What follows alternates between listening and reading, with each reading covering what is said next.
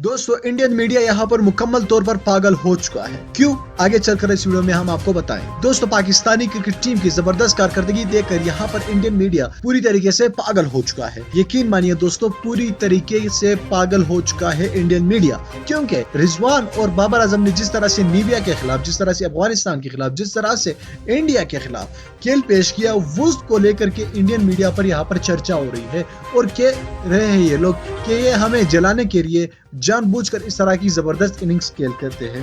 बाकी इन लोगों का कोई मकसद नहीं है, सिर्फ और सिर्फ इंडिया के साथ दुश्मनी है। ये इंडियन मीडिया पर यहाँ पर पाकिस्तानी लोगों के खिलाफ बकवास चल रही है। दोस्तों इंडियन मीडिया अपनी दिमागी तवाज़ुन मुकम्मल तौर पर खो चुका है। बाबर आजम और रिजवान की जबरदस्त पार्टनरशिप देखकर पहले तो इंडिया के खिलाफ, अब लीबिया के खिलाफ देखकर ये लोग हैरान रह गए और कह रहे हैं कि हमारी टीम, पूरी की पूरी टीम 101 रन नहीं बना सकी।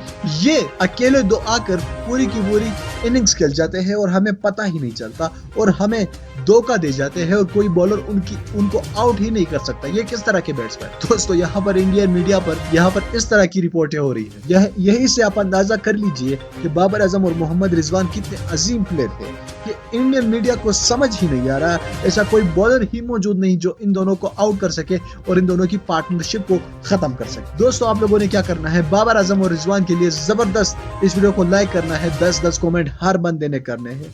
पाकिस्तान के ये दोनों अजीम सपूत है, इन दोनों को सपोर्ट कीजिएगा। दोस्तों हमारे चैनल को जरूर सब्सक्राइब कीजिए।